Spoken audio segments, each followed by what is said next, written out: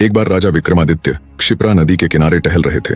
तभी उन्होंने देखा एक पुरुष, एक स्त्री और एक बच्चा नदी में बहते हुए आ रहे हैं। वो तीनों अपने प्राणों की रक्षा के लिए चीख चिल्ला रहे थे।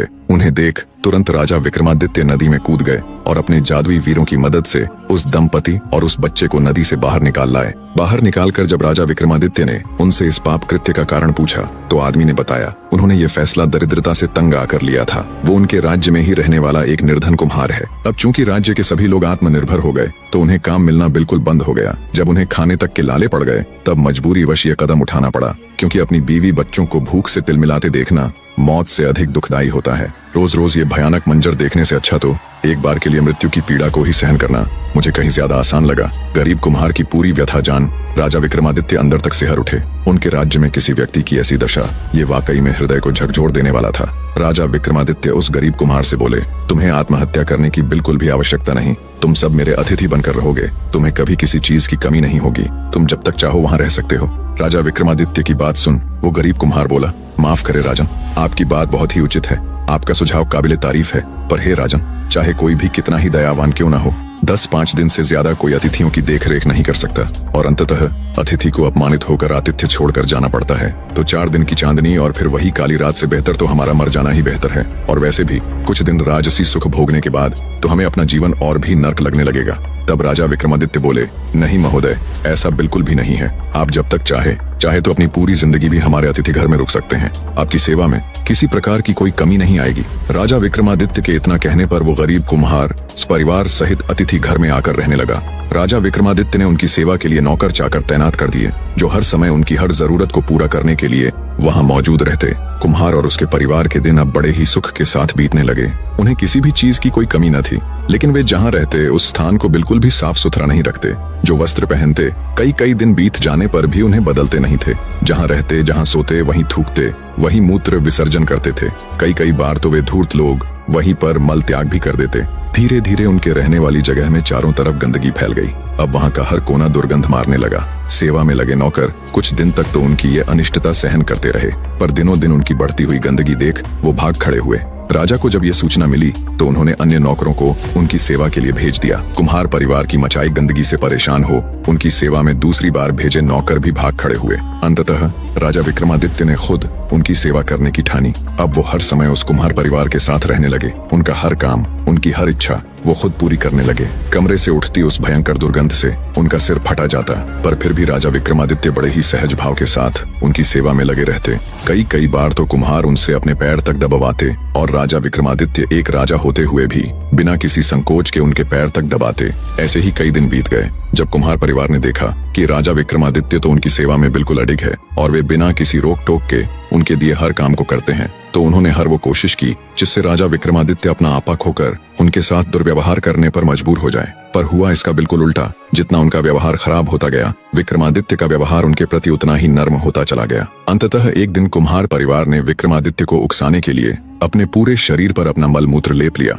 और विक्रमादित्य को उसे साफ करने का हुक्म दिया। विक्रमादित्य ने जब उनका वो हाल देखा तो वो बिना किसी संकोच के उनकी सफाई करने के लिए उनकी तरफ बढ़े, पर जैसे ही वो उनके पास गए तभी एक दिव्य प्रकाश के साथ पूरा कुम्हार परिवार अपने असली रूप में आ गया। दरअसल वो कोई निर्धन कुम्हार नहीं, बल्कि खुद वरुण देव थे, जो अपने परिवार सहित राजा विक्रमादित्य की परीक्षा लेने के लिए आए हुए थे। विक्रमादित्य के इस सहज व्यवहार से वे बड़े प्रसन्न हुए। उन्होंने विक्रमादित्य को वर दिया कि अब उनके राज्य में कभी सूखा नहीं पड़ेगा, बल्कि पहले की भांति अब फसल की पैदावार दोगुनी हो जाएगी। ये वरदान देकर वे अंतर्धान हो गए। इतनी कथा कहकर चौथी पुतली कामकंदला बोली, सुना राजा भोज, ऐसे थे राजा विक्रमादित्य। अगर तुम उनकी जगह पर होते तो क्या ऐसा कर पाते? अगर है तुम्हारे अंदर भी इतना धैर्य कि तुम अपने अतिथि का मल त्याग तक साफ कर सको, तो बेशक तुम इस सिंहासन पर विराजमान हो सकते हो। चौथी पुतली कामकंदला की बात सुन एक बार फिर से बेचारे राजा भोज की बोलती बंद हो जाती है और वो चुपचाप वहां से चले जाते हैं। राजा विक्रमादित्य की ये कथा सुन पूरा राज दरबार उनकी वाहवाही कर रहा था। अगले दिन फिर से राजा भोज हर रोज की तरह सिंहासन पर विराजमान होने के लिए आते हैं, पर जैसे ही वे सिंहासन के निकट पहुंचे, एक बार फिर सिंहासन से दिव्य प्रकाश के साथ एक और पुतली प्रकट हुई। दिव्य सिंहासन से प्रकट हुई 5वीं पुतली का नाम लीलावती था। लीलावती और राजा भोज के मध्य फिर वही बात सवाल जवाब हुए और अंततः 5वीं पुतली लीलावती भी महान राजा विक्रमादित्य की एक और कथा का बखान करना शुरू करती है। तो सुनो राजन, एक बार राजा विक्रमादित्य अपनी सभा में बैठे हुए थे। तभी उनकी सभा में एक नवयुवक आया जिसकी हालत बहुत बुरी थी। उसकी आंखें रो रो कर सूजी हुई थीं, उसके कपड़े जगह जगह से फटे हुए थे। वो राजा विक्रमादित्य के पैरों में गिर गया और जोर जोर से रोते हुए कहने लगा, दया कीजिए महाराज, मैं एक दुखियारा हूँ जो आपकी शरण में आया हूँ। इस समस्त धरा पर केवल आप ही है जो मेरी मदद कर सकते हैं। राजा विक्रमादित्य ने पहले उसे खड़ा किया, फिर उसकी इस दुर्गति का कारण पूछा, पर नवयुवक बिना कुछ कहे सुने बस रोए ही जा रहा था। तब राजा विक्रमादित्य बोले, तुम्हारे ऐसे रोने से तो तुम्हारी समस्या का कोई हल निकलने से रहा। थोड़े शांत हो जाओ और अपनी पूरी व्यथा मुझे बताओ, मैं तुम्हारी मदद करने की हर संभव कोशिश करूंगा। तब उस नवयुवक को थोड़ा धीरज बंधा और सुबकते हुए उसने अपनी व्यथा सुनानी प्रारंभ की। महाराज, मेरा नाम बलदेव है, मैं कलंजर नगर का वासी हूँ। कुछ समय पहले तक मैं भी अपना जीवन बड़े ही आनंद के साथ व्यतीत कर रहा था। न कोई चिंता फिक्र थी, न किसी का कोई लेना देना। पर एक दिन जब मैं हमेशा की भांति अपने खेतों को जा रहा था, तब मुझे रास्ते में एक बंजारा मिला। बातों बातों में उसने मुझे बताया कि इन दिनों अमरावती नगर के राजा की लड़की राजकुमारी वैजयंती का स्वयंवर चल रहा है। वो इतनी सुंदर है कि तीनों लोकों में उस जैसा दूसरा कोई नहीं। वो स्वयं कामदेव की संतान है। आगे उसने मुझे बताया कि अब तक हजारों राजा महाराजा उसके स्वयंवर में उससे विवाह हेतु जा चुके हैं, जिनमें से कुछ जलकर खाक हो गए तो कुछ पागल हो गए। महाराज, बंजारे की ये बात सुन मुझे बड़ा कौतुक हुआ और मेरे आश्चर्य की सीमा बढ़ गई। राजा विक्रमादित्य भी नौजवान के द्वारा सुनाई जाने वाली उसकी व्यथा पूरी दिलचस्पी के साथ सुन रहे थे। पूरा राज दरबार चुप्पी साधे उस नवयुवक की व्यथा सुन रहा था। आगे नवयुवक बोला, महाराज, जब मैंने बंजारे से जिज्ञासावश आगे का वृतांत जाना तो बंजारे ने मुझे बताया कि उस दुष्ट राजा ने राजकुमारी के स्वयंवर की शर्त अनुसार एक खोलते हुए तेल का कड़ाहा बीच दरबार रखा हुआ है। राजा की शर्त है, जो कोई उस खोलते तेल के कड़ाहे में स्नान कर जिंदा बाहर आ जाएगा, उसके साथ वो अपनी बेटी का विवाह कर देगा। महाराज, उस बंजारे की बात सुन मैं भी बड़ी उत्सुकतावश अमरावती नगर स्वयंवर देखने गया, पर जब मैंने खुद वहां जाकर सारा मंजर देखा तो मैं भी दंग रह गया। वहां हजारों की तादाद में राजा महाराजा आए हुए थे, पर उस खोलते तेल के कड़ाहे को देख किसी की भी उसमें उतरने की हिम्मत न होती, और जो कोई ऐसा करने की कोशिश करता वो कड़ाहे में उतरते ही जल भुनकर खाक हो जाता। महाराज, जब से मैंने राजकुमारी वैजयंती को देखा है मैं अपनी सुध बुद्ध खो चुका हूँ। अब तो हर समय मुझे वो नजर आती है। अगर वो मिले तो मैं जिंदा रहूं, अन्यथा मैं भी उस खोलते तेल के कड़ाहे में उतर अपने प्राणों को त्याग दूं। नवयुवक की पूरी व्यथा सुन राजा विक्रमादित्य भी गहरी सोच में पड़ गए। तब राजा विक्रमादित्य उसे बहुत समझाते हैं, पर वो तो अपनी जिद में टस से मस न हुआ। तब राजा विक्रमादित्य बोले, ठीक है, अगर तुम्हारी यही जिद है तो यही सही। वे उसे स्नान आदि करने को बोलते हैं। जब शाम हुई तो राजा विक्रमादित्य ने रंगशाला में एक उत्सव करवाया, जिसमें एक से बढ़कर एक सुंदर नर्तकी को बुलाया और उस नवयुवक से बोले, यहाँ एक से बढ़कर एक सुंदर नर्तकी है, तुम इनमें जिस भी नर्तकी के ऊपर हाथ रखोगे वही तुम्हारी हो जाएगी। बस राजकुमारी वैजयंती का ख्याल अपने दिल से निकाल दो। राजा विक्रमादित्य की बात सुन नवयुवक बोला, माफ करे राजन, शेर अगर कुछ दिन भूखा रह जाएगा तब भी वो घास नहीं खाएगा। उसी तरह मुझे भी शिवाय राजकुमारी वैजयंती के किसी दूसरी स्त्री की इच्छा नहीं है। जब हर प्रकार से कहने सुनने के बाद भी नवयुवक नहीं माना तो राजा विक्रमादित्य बोले, ठीक है, अगर तुम्हें राजकुमारी वैजयंती ही चाहिए तो कल हम तुम्हें साथ ले अमरावती नगर जाएंगे। अब तुम आराम करो। सुबह हुई तो राजा विक्रमादित्य उस नवयुवक को अपने संग ले अमरावती नगर की तरफ चल पड़ते हैं। पहुंचे तो देखा वहां एक से बढ़कर एक राजा महाराजा का तांता लगा हुआ है, पर कोई भी उस कड़ाहे में उतरने की हिम्मत नहीं कर रहा है। तब राजा विक्रमादित्य आगे आए और राजकुमारी के पिता से बोले,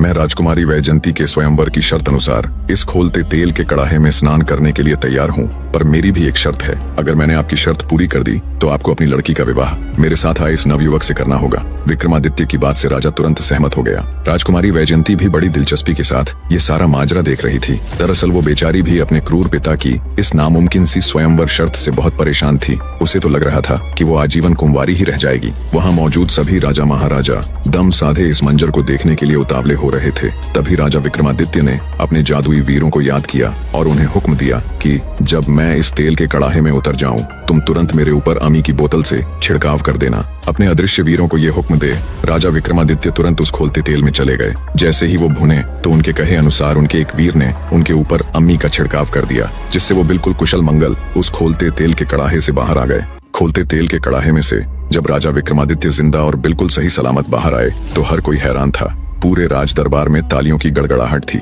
राजकुमारी वैजयंती की खुशी का कोई ठिकाना नहीं था कि आखिरकार कोई तो ऐसा आया जिसने उसके स्वयंवर की शर्त को पूरा किया। राजकुमारी के पिता ने स्वयंवर और राजा विक्रमादित्य की शर्त अनुसार अपनी बेटी राजकुमारी वैजयंती का विवाह उस नवयुवक के साथ कर दिया और उसे बहुत सारी धन दौलत व नौकर चाकर भी दिए। नवयुवक आंखों में अश्रु लिए राजा विक्रमादित्य को तहे दिल से धन्यवाद करता है और कहता है, बहुत सुना था आपके बारे में, आज देख भी लिया। आप वाकई में महान हो राजन, आप जैसा दूसरा कोई नहीं। आपने मुझे बचा लिया राजन। चारों ओर राजा विक्रमादित्य की जय जयकार के नारे लग रहे थे। राजा विक्रमादित्य, आप महान हैं। राजा विक्रमादित्य, आप अमर रहे। इतनी कथा सुनाते हुए पांचवी पुतली लीलावती बोली, सुना राजा भोज, ऐसे थे हमारे राजा विक्रमादित्य। अगर आप भी किसी अनजान की खातिर खुद को खोलते तेल के कड़ाहे में धकेल सकते हैं, अगर आप भी किसी अनजान राह चलते की खातिर अपने प्राणों को दांव पर लगा सकते हैं, अगर है आपके अंदर भी वो जिगरा, तो आइए राजन, आपका स्वागत है इस दिव्य सिंहासन पर। बिना किसी देरी के आप इस पर विराजमान हो सकते हैं। पुतली की बात सुन बेचारा राजा भोज ठगा सा खड़ा रह जाता है और मन ही मन राजा विक्रमादित्य की महानता का गुणगान करता है। सच है, राजा विक्रमादित्य जैसा दूसरा कोई नहीं हो सकता। पूरा राजदरबार महान राजा विक्रमादित्य की एक और महान कथा का वर्णन सुन भाव विभोर हो उठता है। ऐसे करके एक दिन और निकल गया जब राजा भोज उस दिव्य सिंहासन पर विराजमान नहीं हो पाए। अगले दिन फिर दरबार सजा। अगले दिन फिर एक बार राजा भोज हिम्मत करके सिंहासन की तरफ बढ़े, पर जैसे ही वो सिंहासन के नजदीक गए, एक बार फिर दिव्य प्रकाश के साथ एक और पुतली प्रकट हुई जिसका नाम रविभामा था। सिंहासन से निकली छठी पुतली रविभामा भी राजा भोज को सिंहासन पर विराजने से रोकते हुए उन्हें महान राजा विक्रमादित्य के जीवन से जुड़ी एक और घटना सुनाना प्रारंभ करती है। तो सुनिए राजन। एक बार राजा विक्रमादित्य अपनी सभा में बैठे हुए थे। बैठे बैठे उनके मन में अचानक ही एक श्लोक याद आया, तो उन्होंने अपने दरबारियों के आगे वो श्लोक फरमा दिया, मित्र देही और विश्वासघात की है सो नरक भोगेंगे, जब तलक चंद्र और सूर्य है। ये श्लोक सुन दरबारियों ने राजा विक्रमादित्य को इस श्लोक को अच्छे से समझाने का आग्रह किया। तब राजा विक्रमादित्य ने उन्हें एक कथा सुनाई। एक बार एक मूर्ख राजा था जो अपनी रानी की सुंदरता पर इतना आसक्त था कि पल भर को भी उसे अपने से दूर न होने देता था। यहाँ तक कि राजदरबार और राजसभा में भी उसे अपने साथ ले जाता और पास ही बिठाता। जब वो शिकार खेलने के लिए जाता तो वहां भी रानी को अपने साथ ले जाता। चाहे दिन हो या रात, सुबह हो या शाम, सोना हो या जागना, खाना हो या पीना, हर समय उसके साथ रहता। उस अज्ञानी राजा को ऐसा करने में जरा सी भी लज्जत महसूस नहीं होती। मंत्री को राजा की ये बात बहुत खलती। वो एक बुद्धिमान और ऊंच नीच की समझ रखने वाला व्यक्ति था। उसने अपने मन में ठाना कि कैसे भी करके वो राजा की इस आदत को छुड़वाएगा। एक दिन राजा को अकेला पाकर मंत्री उसके पास आया और सिर को झुकाते हुए हाथ जोड़कर खड़ा हो गया। उसने राजा से विनती की, अगर आप मुझे जीवन दान दे दें तो मैं एक बात कहूँ। मंत्री की बात सुन राजा थोड़ा सकुचाते हुए बोला, हाँ कहो, क्या बात है। आश्वासन पा मंत्री ने बोलना शुरू किया, महाराज, हर वक्त आप रानी के संग शोभा नहीं देते। इससे राजकुल की मान मर्यादा को बहुत क्षति हो रही है। देश देश के राजा आप पर हंसते हैं और कहते हैं, राजा को तो रानी का सौंदर्य इतना भा गया कि वो उसे पल भर भी अपनी आंखों से ओझल नहीं होने देता। महाराज, अगर रानी आपको इतनी ही प्यारी है तो उनका एक चित्र बनवाकर अपने पास रख लीजिए, जिसे आप जब भी रानी की याद आए देख लिया कीजिएगा। मंत्री की बात राजा के मन को भा गई। उसने तुरंत मंत्री को किसी योग्य चित्रकार को बुलाने के लिए कहा। मंत्री ने राजा के कहे अनुसार एक बहुत ही योग्य चित्रकार को राजमहल बुला लिया। वो चित्रकार इतना योग्य था कि चित्रकारी के साथ साथ ज्ञान विद्या में भी निपुण था। उसने अपनी विद्या से रानी का एक अद्भुत चित्र बना दिया। जब राजा ने वह चित्र देखा तो वह चकित रह गया। चित्रकार ने रानी के सौंदर्य की हर सूक्ष्मता को इतनी बारीकी से उकेरा था कि राजा स्तब्ध था। पर जब उसकी नजर रानी की जांघ पर बने हुए तिल पर पड़ी तो उसके रोंगटे खड़े हो गए। जांघ पर बने तिल को देख उसने विचार किया कि हो ना हो ये पहले भी रानी से मिल चुका है। ये विचार आते ही राजा के तन बदन में आग लग गई। उसने मंत्री को आदेश दिया कि रानी की तस्वीर बनाने वाले उस चित्रकार को तुरंत बुलाओ। उससे कहना, राजा तुम्हारी कारीगरी से खुश होकर तुम्हें इनाम देना चाहते हैं। राजा का हुक्म पाकर मंत्री ने तुरंत उस चित्रकार को फिर से राजमहल बुलवा लिया। जब वो चित्रकार राजा के सामने पेश हुआ तो उसे देख गुस्से से लाल पीले राजा ने झल्लाद को हुक्म दिया, पकड़कर ले जाओ इस हरामजादे को और जंगल में ले जाकर गर्दन उड़ा दो इस दुष्ट की, और इसकी नापाक आंखें निकाल कर मेरे लिए ले आना। ये सुनते ही चित्रकार सहित वहां मौजूद मंत्री के भी पैरों नीचे से जमीन खिसक गई। चित्रकार गिड़गिड़ाया, पर बिना उसकी सुने झल्लाद उसे लेकर जंगल चल दिया। ये सारा माजरा देख मंत्री भी उनके पीछे पीछे जंगल की ओर हो लिया। उसने सोचा, कैसा दुष्ट राजा है जो इतने योग्य, इतने होनहार नवयुवक को यूं बिना किसी वजह मृत्यु दंड दे रहा है। कुछ दूर चलने पर मंत्री ने जल्लाद से कहा, तुम इसे छोड़ दो और किसी मृत हिरण की आंखें निकालकर राजा को दे देना। जल्लाद ने मंत्री का कहा मान लिया और वैसा ही किया। मंत्री डरते डरते उस चित्रकार को अपने साथ अपने घर ले गया। समय अपनी गति के साथ बीतने लगा। एक दिन उस राजा का लड़का, जिसने अभी अभी जवानी में कदम रखा था, शिकार खेलने के लिए अकेला ही जंगल की तरफ चल निकला।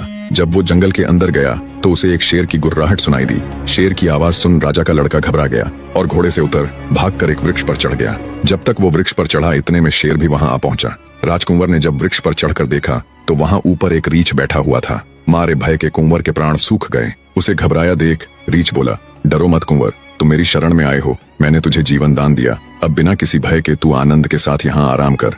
थोड़ी देर बाद रीछ बोला, रात होने वाली है। ऐसा करते हैं हम दोनों बारी बारी पहरा देते हैं। पहले आधी रात तक मैं पहरा दूंगा, जब तक तुम सो लेना और आधी रात के बाद तुम्हारी बारी। रीछ की बात से कुंवर खुशी खुशी सहमत हो गया। इस तरह राजकुंवर सोने लगा और रीछ पहरा देने। तब वृक्ष के नीचे खड़ा शेर रीछ से बोला, मेरी बात सुन, तू क्यों अज्ञानी हो रहा है? क्यों इस मनुष्य की तरफदारी कर रहा है? अरे ये तो शुरू से ही हमारे भक्षक रहे हैं, हम फिर भी जंगल में रहने वाले जीव हैं। तू क्यों इसकी खातिर दुश्मनी का बीज बो रहा है? एक काम कर, इसे नीचे फेंक दे, हम दोनों इसे खाकर अपनी भूख मिटा लेंगे, ऐसा अवसर फिर नहीं मिलने वाला। शेर की बात सुन रीछ ने जवाब दिया, सुनो अज्ञानी बाघ, जितना पाप अपने राजा को मारने से होता है, जितना पाप वृक्ष काटने से होता है, जितना पाप गुरु से झूठ बोलने और वन जलाने में होता है, उससे कहीं अधिक पाप अपनी शरण में आए जीव से विश्वासघात करने में होता है। इस तरह रीछ यानी भालू ने शेर की बात नहीं मानी। गुस्साया शेर हाथ मलता रह गया। ऐसे ही आधी रात बीत गई। अब पहरे की बारी थी राजकुंवर की। रीछ ने राजपुत्र को पहरे के लिए जगाया और खुद सो गया। रीछ के सो जाने के बाद शेर ने एक बार फिर अपनी चाल चली और राजकुंवर से बोला, मेरी बात ध्यान से सुनो ए राजकुंवर।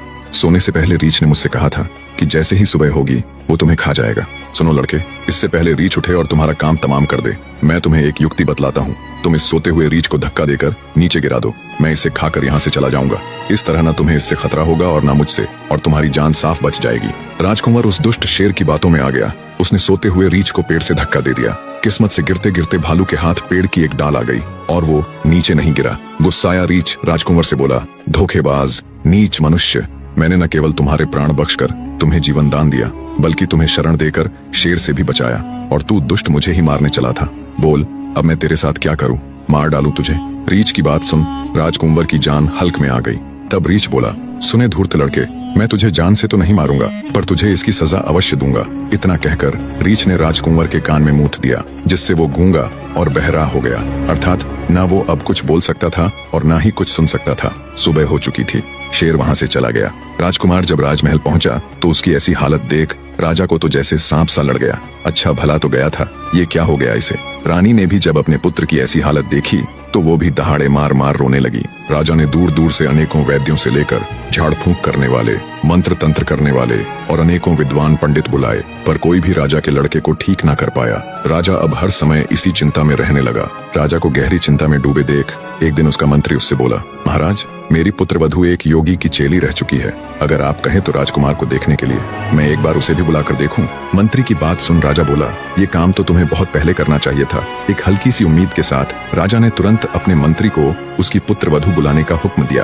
राजा के हुक्म से मंत्री अपने घर आया और उसी विद्वान चित्रकार को ये सारा माजरा कह सुनाया और बोला, तुम्हें स्त्री के रूप में मेरे साथ राजमहल चलना है और राजकुमार का इलाज करना है। मंत्री ने चित्रकार की जान बचाई थी, सो वो तुरंत राजमहल चलने के लिए तैयार हो गया। स्त्री का वेश धारण कर, स्त्रियों जैसे कपड़े पहन, चित्रकार मंत्री के साथ राजमहल की तरफ चल पड़ा। जब चित्रकार मंत्री संग राजमहल पहुंचा तो राजा ने अपने बेटे को बुलवा लिया। अब चूंकि चित्रकार ने अपना पूरा मुंह ढका हुआ था तो राजा उसे पहचान नहीं पाया। स्त्री रूप धारण किए चित्रकार ने राजा से कहा, अपने लड़के को नहलाकर चौके पर बिठा दो। राजा ने देर न करते हुए तुरंत वैसा ही किया। जब राजा का लड़का नहाकर चौके पर बैठ गया, स्त्री वेश में चित्रकार उसके पास गया और बोला, जो मैं कहूँ ध्यान से सुनना। विभीषण बड़ा शूरवीर था, पर वो अपने भाई से दगा कर श्री राम जी से जा मिला और अपने भाई रावण का सारा राज खोल दिया। अपने कुल के विनाश का कारण बना। मारे लज्जा के उसने 1 वर्ष तक अपना सिर ऊपर को न उठाया और अपने किए का फल पाया। जैसे भस्मासुर ने महादेव जी की तपस्या करके उन्हीं से विश्वासघात किया और वर में उनसे पार्वती जी को मांग लिया, उसका फल भी उसने तुरंत पाया और खड़े खड़े कुछ ही पलों में भस्म हो गया। आगे चित्रकार बोला, एक कुंवर, तू मित्रद्रोही और विश्वासघाती क्यों हुआ? सोए हुए रीछ को तूने नीचे धकेल दिया। उसने तो तेरे प्राण बचाकर तेरे ऊपर उपकार किया था और तूने उसी के साथ विश्वासघात किया, पर इसमें तेरा कोई दोष नहीं है, दोष है तेरे पिता का। अब जैसा पिता होगा वैसी ही उसकी संतान होगी, क्योंकि बीज जैसा होगा वैसा ही उससे निकलने वाला फल होगा। चित्रकार की इतनी बात सुन कुंवर सचेत हो बोल उठा। तब राजा बोला, ए सुंदरी, सच बताना, तुम्हें वन के जानवर का कैसे पता चला? तब चित्रकार बोला, जैसे मुझे रानी के जांघ के तिल का पता चला वैसे ही जंगल के जानवर का पता चला। इतनी बात कहकर चित्रकार स्त्री वेशभूषा को त्याग कर अपने असली रूप में आ गया। सारी सच्चाई जान राजा तुरंत उस चित्रकार के कदमों में गिर पड़ा। उसने चित्रकार से माफी मांगी और उसे अपना आधा राज्य देते हुए उसे अपना मंत्री भी नियुक्त कर दिया। राजा